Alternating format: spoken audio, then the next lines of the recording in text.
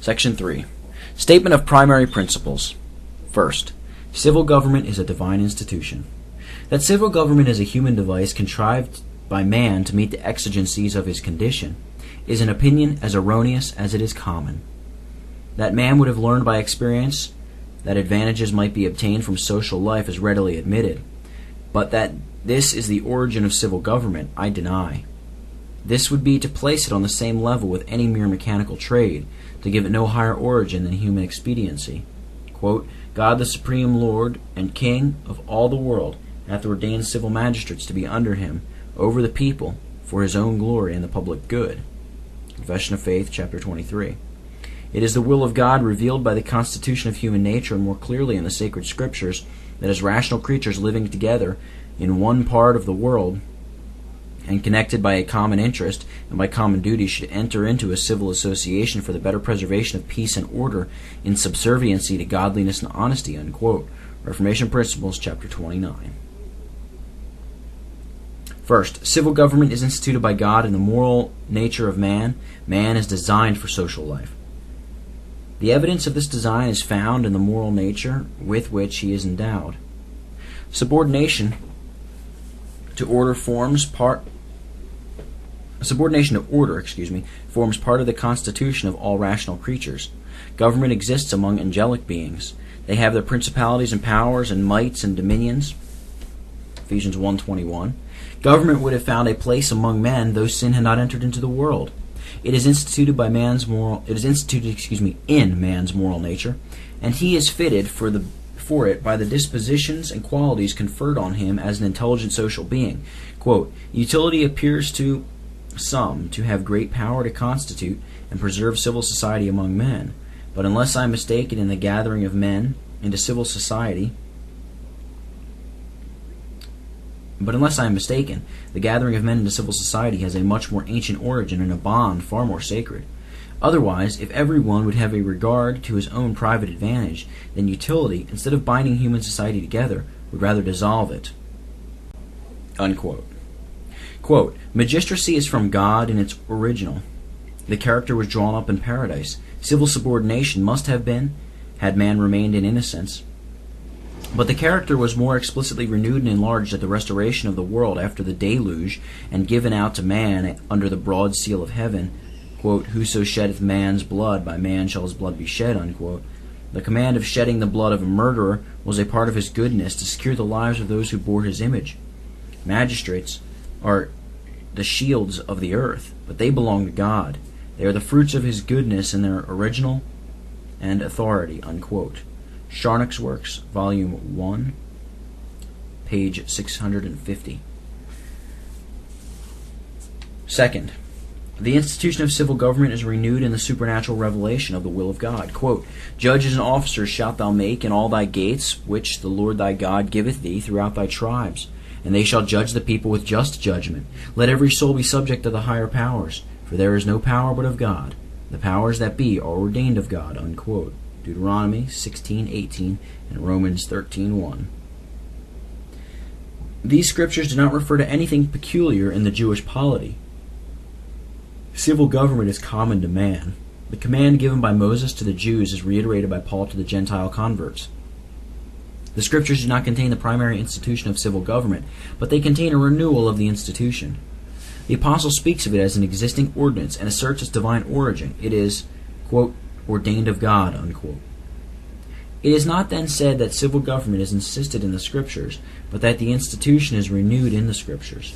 The Scriptures, as a supernatural revelation of the divine will, contain a reward of his ordinance, which had been originally instituted by God in the moral constitution of man. In this respect, it stands on a similar footing with the appointment of marriage. This relation is distinctly stated in Scripture, but it is not there instituted. It appears in Scripture as the renewal of a formerly existing institution. So is it with civil government. The appeal is made to Scripture not to prove that it is there instituted, but that it is there recognized as a divine institution. Second, civil government is subordinated to Christ. This is one of the all things put under his feet.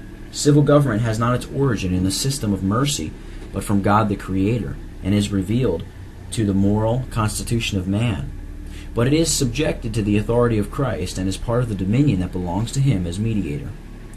I am anxious to call the attention of the reader to this distinction, the distinction between the origin of civil government and its subsequent subjection to Christ.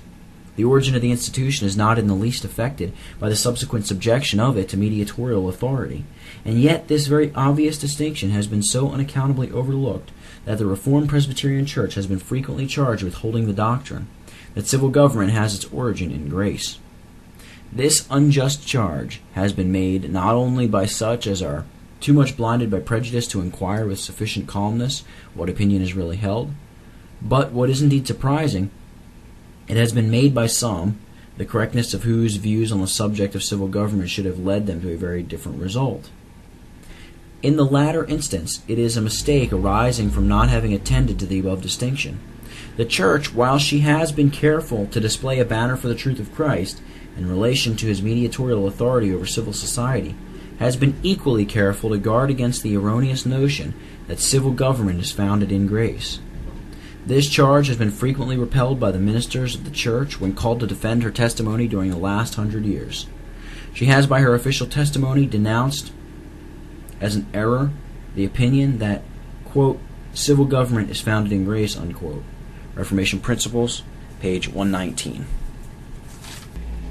Civil government does not originate in the system of grace and therefore is not instituted by the mediator, but it is nevertheless subjected to him as a part of his universal dominion. He has authority to rule over the nations of the earth and their national relations and character, as well as over the individuals of which they consist. Quote, principalities and powers are made subject to him, unquote. Third, civil government is constituted by man. God the Creator has instituted the ordinance of civil government, and it is now placed under the dominion of Christ. As an institution, it is a divine ordinance. But the constitution of a national society is the voluntary act of the people, over whom the government is to be exercised. They have the right to erect themselves into a national relation. This right no human power may take from them. It flows from their moral relations to God. All men are born free and equal in respect of one another. Quote, it is a settled point with writers on natural law that all men inherit from nature a perfect liberty and independence, of which they cannot be deprived without their own consent, unquote. Vattel, page 43. A national society is organized or constituted by the adoption of a constitution containing the principles on which the government shall be conducted, and by appointing officers to administer the government according to the principles laid down in the Constitution. The Constitution distributes the power of government into its different branches, defines the amount as well as kind of power belonging to each, and determines in what manner the power is to be conferred. To violate a constitutional provision is tyranny, and to exercise power which has not been legally conferred is usurpation. Lawful civil rule is of God, who has instituted government, but the right to exercise civil power is conveyed to the ruler through the people. No man possesses a divine right to exercise civil power over his fellow men, irrespective of them as the medium of conveying it. Every lawful magistrate has a divine right to exercise civil power, yet the right is not personal or inherent in the man, but conferred upon him by the call of the people to bear rule over them. In this respect, quote, the voice of the people is the voice of God, unquote. It is this that explains the apparently contradictory statements of Scripture in relation to civil government being as well the ordinance of man as well as of God. Submit yourselves to every ordinance of man for the Lord's sake, unquote, is as truly language of Scripture as that, quote, the powers that be are ordained of God, unquote. 1 Peter 2:13, Romans 13:1. Peter and Paul, being full of wisdom and sanctity and inspired by the same Spirit, must needs say the same thing. And Grotius shows that they perfectly agree, though the one calls kings, rulers, and governors the ordinance of man, and the other the ordinance of God, inasmuch as God, having from the beginning ordained that men should not live like wolves in woods, every man by himself, but together in civil societies, left to every one a liberty of joining with that society which best pleased him, and to every society to create such magistrates and frame such laws as should seem most conducive to their own good, according according to the measure of light and reason they might have. And every magistracy so instituted might be called the ordinance of man, who was the institutor, and the ordinance of God, according to which it was instituted." Unquote. Sidney on Government, Chapter 3, Section 10. Civil government is the ordinance of God because it has been instituted by him. It is the ordinance of man as it is set up or constituted by man. Being a divine ordinance, civil society is bound to regulate its national relations and duties according to the will of God. Every nation has or ought to have sovereign power in respect of every other nation. But nations are not sovereign in respect of God. They are moral persons and are as much subject to his government and dependent upon his providence as individuals are. A people have a right to constitute a national society, but they have no right to set the will of God at defiance in either its constitution or administration. The judgment of a whole nation cannot make wrong right.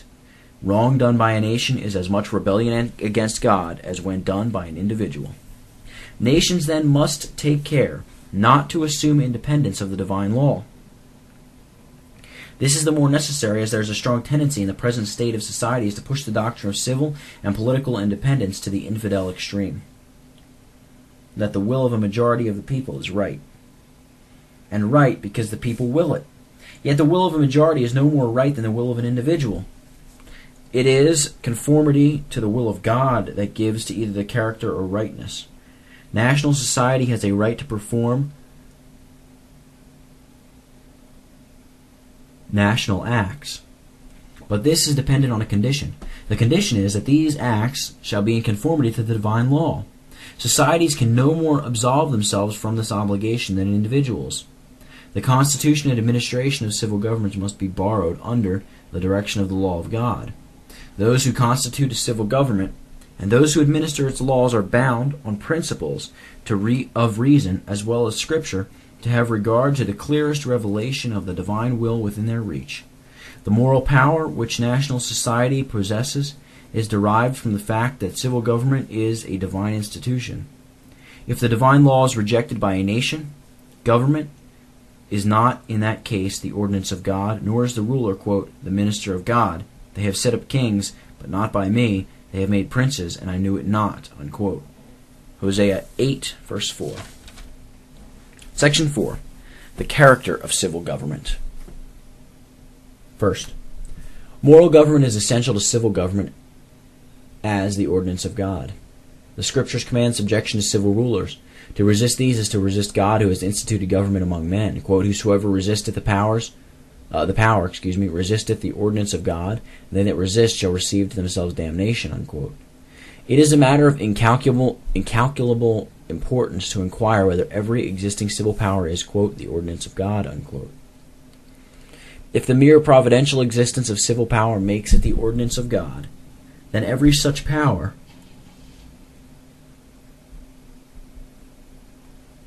is entitled to conscientious obedience from all within its jurisdiction, and that too on the awful sanction of damnation. This conclusion cannot be evaded. It may be well to inquire, however, whether the divine command does not contain some qualification that may very much modify and restrict the obligation to obedience. Previous to a particular investigation of the subject, equity suggests some doubt. It seems inconsistent with the principles of divine judgment that men should be commanded to give conscious submission to every civil government that may obtain a provincial existence in the world, irrespective of its character. The effect of this would be to annihilate national morality and all civil and political liberty. It is not conceivable, from all we know of the nature and character of God, that he would thus sanction the systems of misrule that have trampled upon and crushed the rights of men and done violence to his own holy and righteous authority, that have wantonly disregarded that law which commands love to God and love to men.